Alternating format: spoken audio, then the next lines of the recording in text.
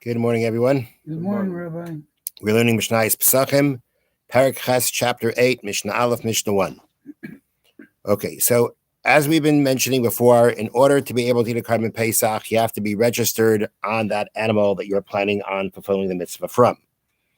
Now, our Mishnah is a deal with a case where I am that one person is registering another person on the carbon Pesach without necessarily telling them. Now, under certain circumstances, you need a person's consent for them to be part of the carbon Pesach. And sometimes when somebody else does it, to include them without telling them, we can assume that they consent, and sometimes we can't. There are going to be other cases where you don't even need their consent. So, for instance, your family members, you don't need their consent for them to be registered on your carbon Pesach. But in other cases, you do need their consent. But sometimes you can assume that you have their consent. Now, let's read the Mishnah. Ha'isha, a woman. A woman has an obligation to eat the carbon Pesach like anybody else. She's married. Bizman she beveis baila. While she is in the house of her husband. That means she's married, she's by her husband, and she's spending Yontif with her husband, shut in their house, in the husband's house.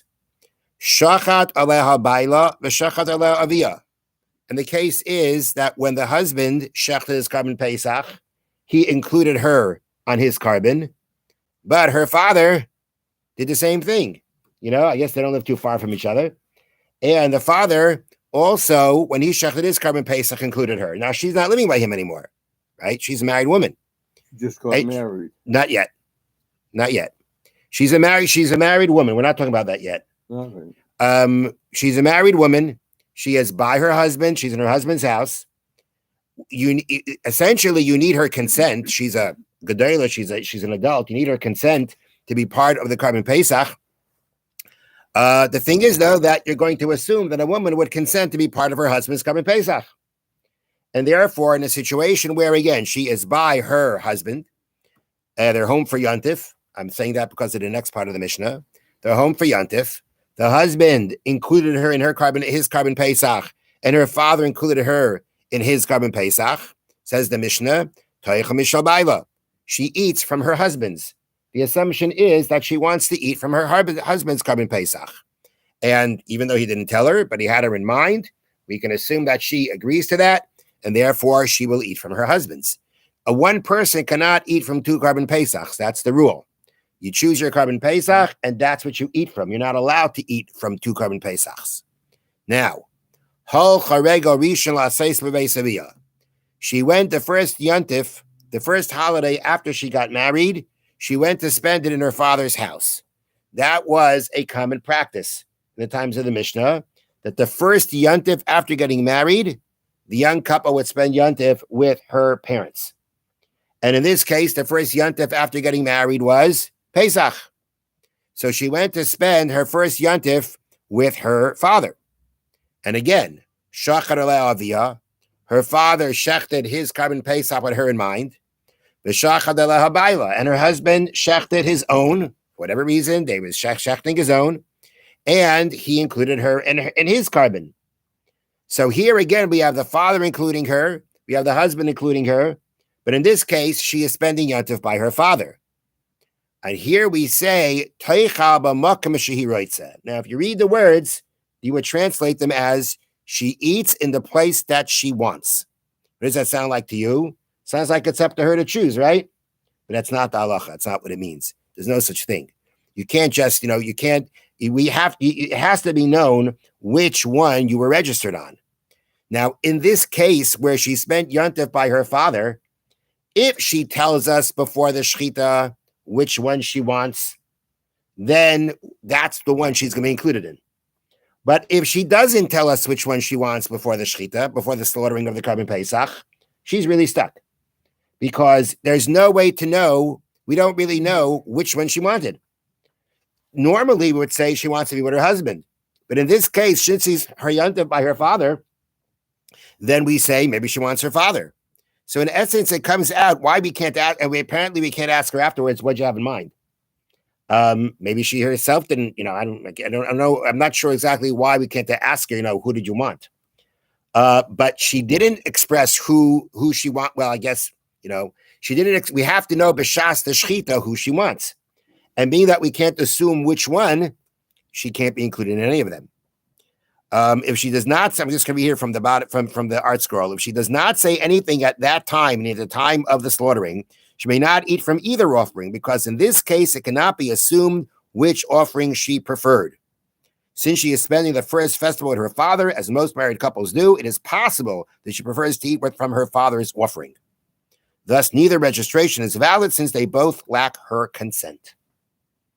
Without knowing what she wanted at the time, that means we lack her consent. There's no way for us to assume what her consent is in this case, and therefore she's out of a carbon pesach. All right. Now, Ratanura says that if, let's say, this newlywed girl, right, even before Yontiv, she is constantly going home to her father, her parents' house.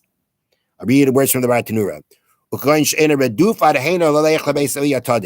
The case where we say that she can eat where she wants, meaning she's eating where we really don't know which she had in mind, is talking about where she was not running until now home to her father's house all the time.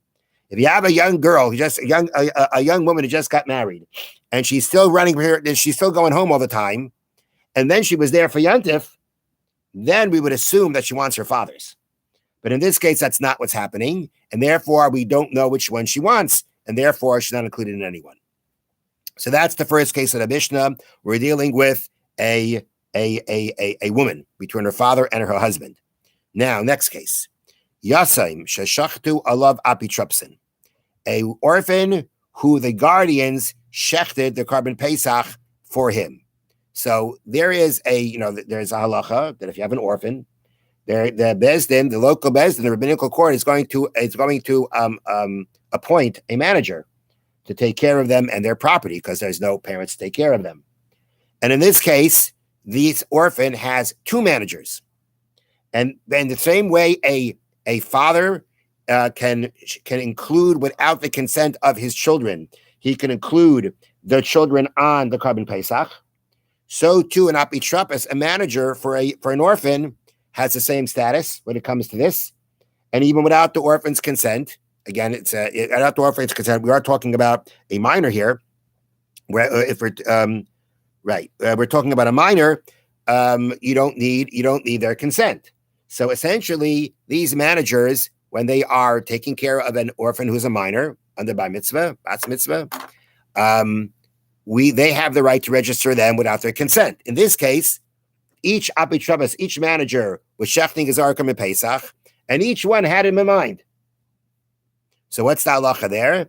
Yochal b'makam shuraitza. In this case, it means from whichever offering he wants, even if he didn't say anything before the Pesach was shechted. In this case, whichever one he wants, that can go to. He doesn't have to tell us before the Karban Pesach is shechted which one he wants. And this is because the Torah authorizes a guardian to register orphans under his care even without their consent, again, when they're minors.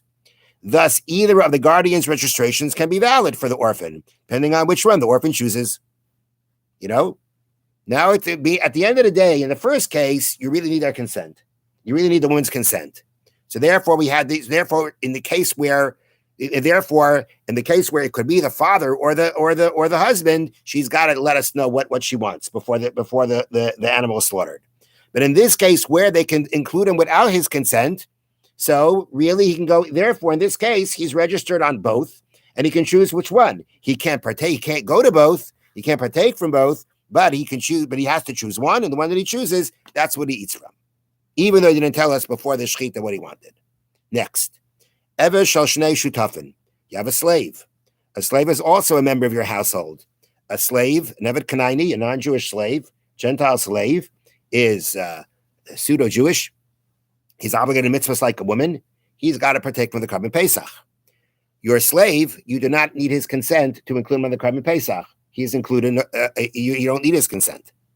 Now, in this case, the slave there are two people who own the slave. Evet shal shnei shutafin. Two partners own him. Lo yoichal mishal shneim. He cannot eat from the offering of either of them because neither registration is valid. since each owner has rights to only half of the slave, each partner cannot register the half he does not own without the consent of the other partner. Thus, the only way the slave can be registered is if both owners agree for the slave to be registered by one of the owners. He's owned by both. They can only register half of him. So at the end of the day, if each one registered him, it's not going to help. He can't eat from both, and he can't eat from one because he's not completely registered in either one. If they agree, okay, he's going on your Korban Pesach, so fine. That's okay. But without the consent of one of the partners to which one he should go with, he can't eat from either of them. Next case. Someone who is half a slave and half a free man. How does that work? Half a slave, half a free man? That works if, again, two people own a slave and one freed him. So he's half free. Now the halacha is a slave who is half free is stuck. He can't marry anybody. He can't marry a woman slave because he's half free. He cannot marry a woman, a Jewish woman, because of the fact that he's half slave.